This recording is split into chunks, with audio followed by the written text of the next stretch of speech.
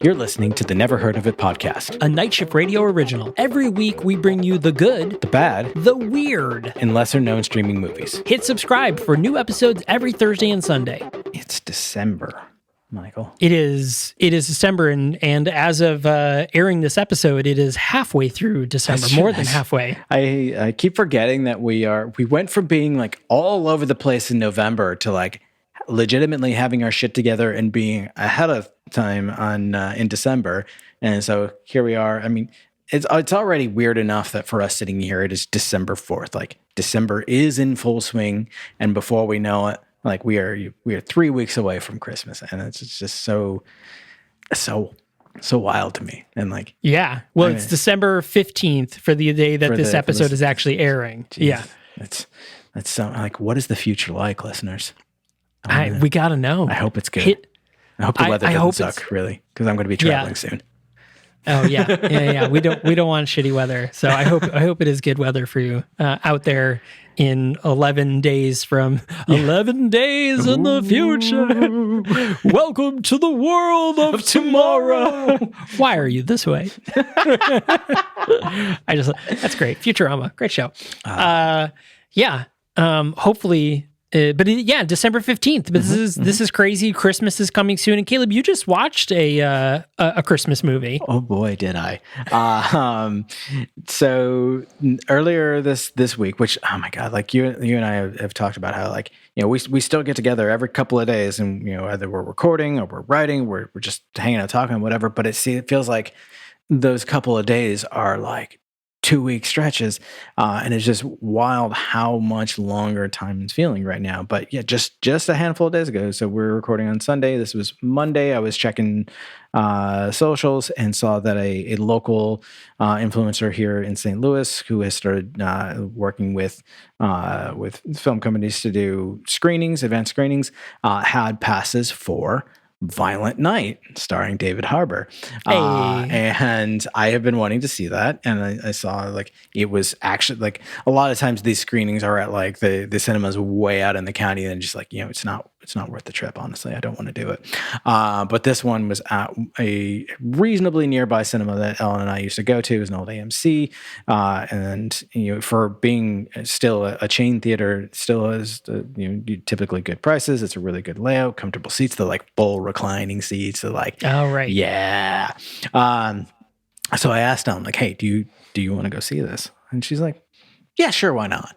And so I scored us 2 passes, and we got ready. We went on Tuesday, and oh boy, what a night.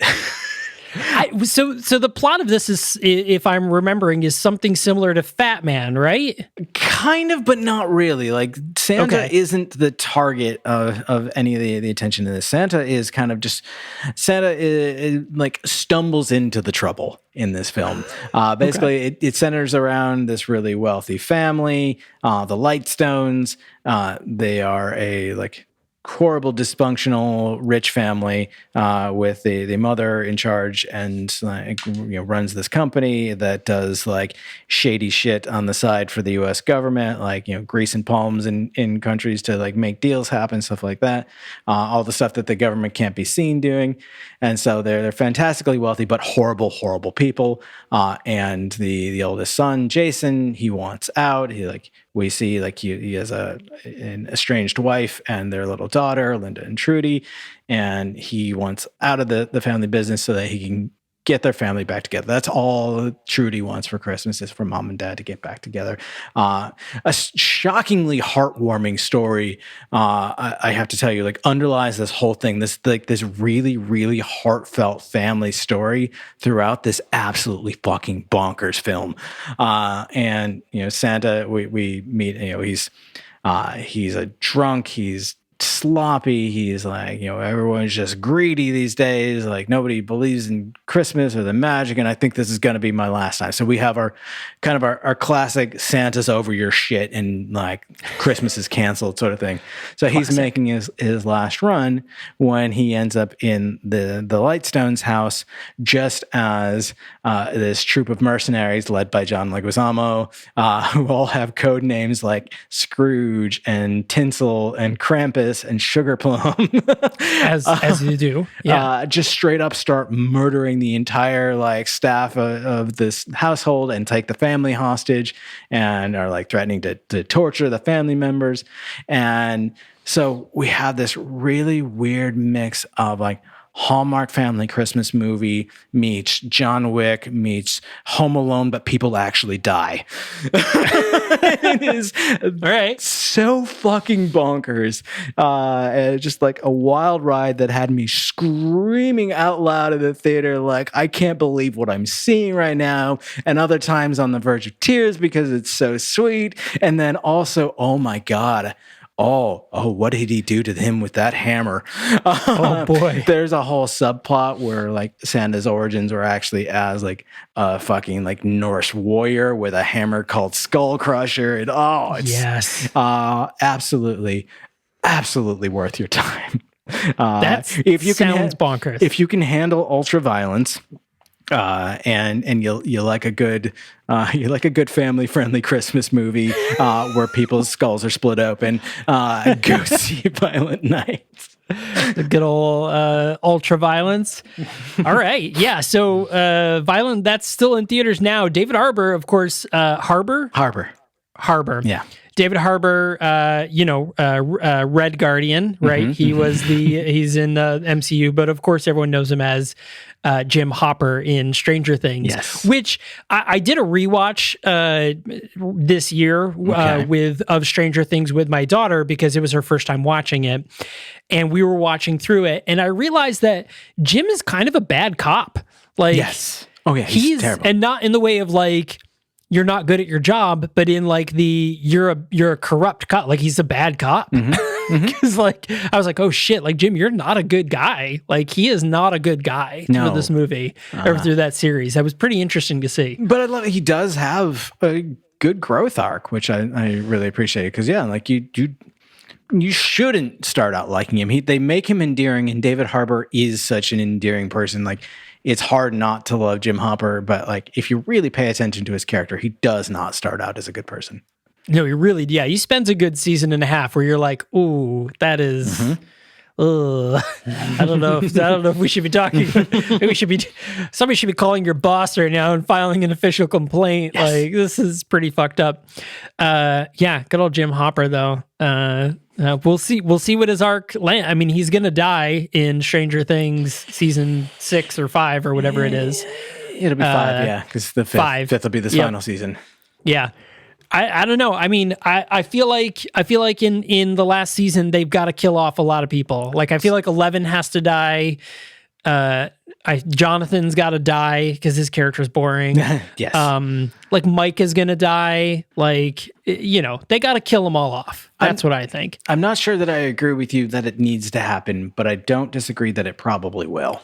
Yeah. Which Sean Levy is highly involved in Stranger Things, and he did a lot of really good stuff. He was the director for Free Guy, he's going to be directing Deadpool 3. So, yeah, I am very excited about Deadpool 3. I'm honestly, I continue to be surprised. I shouldn't be, but I continue to be surprised at how fun the Deadpool movies are. They are really good. I'm very excited for 3. So speaking of Deadpool, I watched Ryan Reynolds' new film Spirited. Oh, yeah. So that is on Apple TV Plus. So I did some maths. I was being inspired by a character we're writing, and I did some math. Excellent. That joke only works for Caleb and I, but like, we're writing a movie and the character's a math teacher. So now you guys have context. And I was like, it's $5 more a month for me to have Apple TV, or to get the Apple TV One subscription, or the Apple One. Yeah. So I end up getting news, fitness, Apple TV Plus, and I keep my family Apple Music subscription because my daughter and I share it, and the 2 terabytes of cloud storage, which also is shared between me and my daughter. And so like, it was like $5 more a month, and I get those things, and I was like, it makes sense. I'm getting Apple TV for $5 a month, and it's normally more than that. So I was like, okay, this makes sense. Like, why would I not upgrade? And then now everything's being bundled together, because originally my iCloud and my iTunes were being billed separately. So I was getting like one bill and then I was getting another, but now everything's being billed at once. Whatever. You don't need to know all that. Efficiency. But, yeah. So I decided to watch Spirited with Ryan Reynolds and Will Ferrell, the musical. It was fun because like Ryan Reynolds is very Ryan Reynolds in the movie. Will Ferrell is very Will Ferrell in the movie. As you would expect. I mean, like, you get exactly what you get for it. But I enjoyed it. It was sweet. I did not expect the ending to happen the way it ends. I didn't expect it to end. I'm not going to spoil that. Oh, thank you. But it ended in a way that I was like, I did not see that coming. And that's kind of an interesting ending, which was pretty crazy. And, you know, it had the feel good moments of the guy learns the lesson, you know, because it's Scrooge. It's the story of Scrooge, right? But a great character that's in that is Sunita Mani. She plays Christmas Past. And she's very funny in it. Tracy Morgan plays Christmas Future. He only has a couple of lines in the movie, but he's also really good. I mean, listen, if you like feel-good movies, the music isn't great. Like, the musical numbers aren't very great.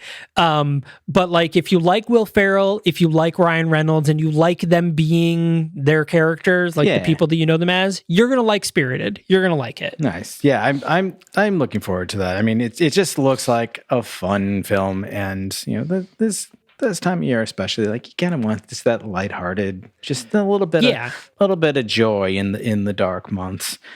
And that's what it was. And I think it was just worth the watch for that alone. Yeah. Started watching Wheel of Time finally.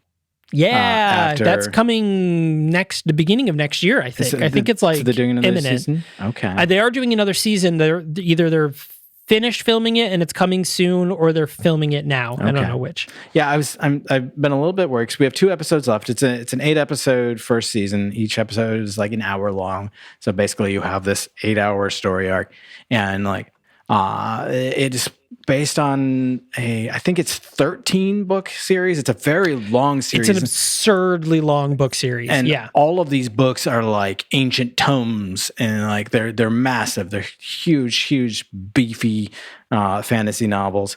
And so like I was a little bit nervous. I'm like, okay, we did season 1, and it feels like maybe we'll get through book 1. That means there's a lot of this show that either has to happen or has to disappoint a lot of people. So that makes me nervous. But I have to say, so far, I am absolutely fucking loving it.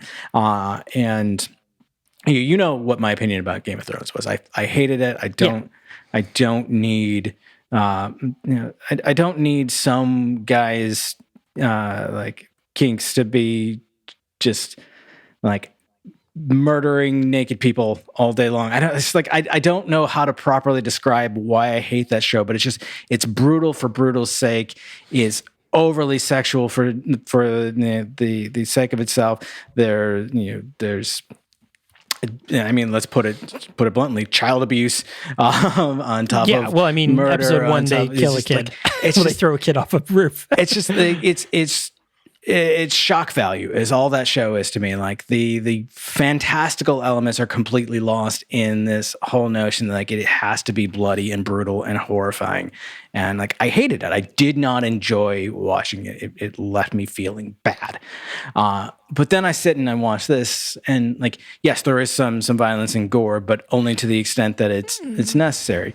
Yes, there's some sexuality, but like to the extent that it fits the characters. It isn't overly sexual either. It wasn't like straight up porn sex scenes. And so it's something that like it can be watched and enjoyed by a wider audience for one, but also it focuses on really good storytelling and on visuals, and it feels more like, hey, surprise, fantasy and escape. So like, we're not focused on like the horrible darkness of our lives on a day-to-day basis. We're like lost in this magical world, and I'm loving seeing the way that they portray the Aes Sedai, and seeing the way that the one power is displayed, which like it's always a little bit hit or miss how magic is going to be translated onto screen, and I really love that. The character development has been great so far. Love Moraine. just such a powerful figure to lead this whole thing. So really, really enjoying it. Don't know quite where it's going to go from here. Excited to learn that there's going to be another season. So just like, it feels good to have good fantasy that isn't torture porn and isn't just like schlocky romance. Like, fantasy can fit, like, it can be whatever you want it to be. I mean, that's why it's fantasy. But like, I think a lot of people forget that it can live in this great in-between world. Like, Lord of the Rings isn't the only good example of accessible high fantasy.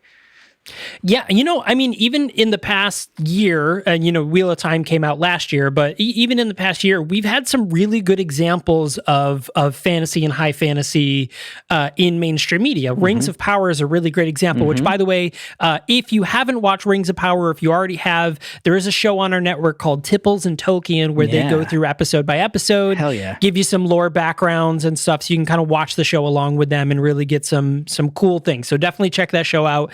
Tipples and Tolkien. You can go to nightshiftradio.com and see that show is on there. That was a really good example of fantasy. Even the Witcher series, like, I didn't read the books for The Witcher, so like, I know a lot of people complain because it changed a lot of things in the books, but as somebody who didn't read the books, I've been totally into the show. I really like The Witcher, and I think, that's another one where it does get very violent and there is a little bit of sex in it, but not really too bad. It feels very in character. It's more balanced, and that's the thing, is like, I don't want to come across as a prude and like that I don't enjoy this thing. I mean, I literally just talked about like Violent Night, like Santa smashing people's heads with a hammer, among other very, very brutal things. But like, there has to be some balance. You've got to tell me a good story, and it can't just be like people constantly being tortured and gutted and like murdered in like I honestly, like, don't show me how creative you are in how many ways you can think to kill someone. Show me how creative you are in how you tell a story and develop a character.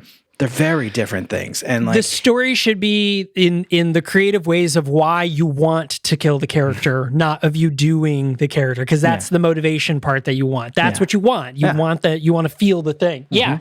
And I think so. Like Rings of Power and like Willow, great examples of two series that are very family friendly. I can't wait to watch Willow. Both properties are.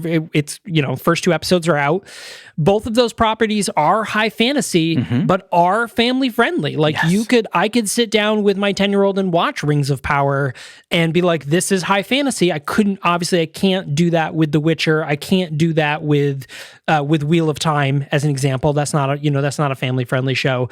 So like, it's great that this fantasy is living in all of these worlds, because it used to be like kiddie fairy tale, and then Lord of the Rings kind of came around and did it, and everyone's like, oh, you adults can like this too. Yeah. Got it. And then we got Game of Thrones, and they were like, you went too far. Yep. You come back a little bit. Just come back like a little bit. We're fine. Bring it back. Just bring it back a little bit. Like you can live past Lord of the Rings, but you got to be a little before Game of Thrones, which is kind of my big upset about House of Dragon. Is I was like, here's their opportunity to really balance it and do it right.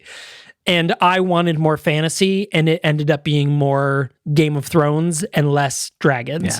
Yeah. I wanted more fantasy involved in it because, like, we just spent the last three seasons of Game of Thrones were all about like fairies and and like zombies and dragons, and I was like, cool, give me more of that. And then House of Dragons, they were like, who's gonna be the king? And I'm like, fucking boring. That was like, I don't give a shit who's gonna be the king in your stupid world. Show me magic people. They just did 97 seasons about who's gonna be the king. Who's gonna be it's just they're doing it again. And the thing is, like, now I know her fate, but there's nothing magical. Like, there's no world. I don't know. I've still watched it. I'm probably gonna watch season 2, but I still am like, I don't know, man. It's kind of getting boring. Give me a Wheel of Time. Give me a Rings of Power. Where there's a little more going on in the fantasy world. I want my fantasy. So Willow's doing it right though. Willow's doing it. I will say that. I had a good time watching it. Okay. I will tell you. I will say that. I without any spoilers, there are too many characters in Willow that don't make sense, and two of the characters should be mushed into one person. And the fact that these two characters both exist makes me be like, well, now I don't care about either of you. You should just be one person, and I think I would care more. Okay. Like if you were mushed into this one person with this one story. But now it's like there's just too many of you, and I'm like, who should I be caring about? Wheel of Time did a really good job of that, because there's a lot of characters in the beginning, and then as the show progresses, you start being like, I understand why there's so many of you now. And now it's like, and now I understand why there's less of you now. Yep. You know, as it goes to like, you start really feeling it. Willow, right off the bat, I'm just like, these two characters should not be two separate people. This should be one person. Interesting. Yeah. But it was still Willow. It still was fun, and I felt good watching it. And, you know, of course I had my questions of like, why is this character not in it? Or why is this character in it? But I understand it's more of logistics in real world and not that. So we'll see. But what are you guys, what are you watching in the high fantasy world? Is there shows we're missing? We would love to know. You know, if you're watching this on YouTube, comment down below. Let us know if there's a series that we should be watching. I would love to know, especially if it's in the fantasy realm. Aside from these mainstream things, what are we missing? And if you're listening on your podcast player of choice, hit us up on social media. All the links are down below. Or hop over to our YouTube channel, youtube.com/@nightshiftmg, and comment on this video and let us know what you're watching and what we should be watching. Do it. You won't. Yeah, fucking yeah. But we got a brand new episode coming up this Sunday. We're reviewing the movie Suburban Gothic, which is available for streaming on Plex. Plex.tv is a free streaming site, so definitely check that out if you're the type of person that watches movies before we review them. That is where you done go to do the thing. So, hey, there it is, everyone. Thanks a lot for watching. Thanks a lot for listening. And as always, make sure to share with 100,000 of your closest high elf mages. And make sure that they've written their letters to Santa. Thanks a lot for watching and listening, and we will see you on Sunday. Okay, bye.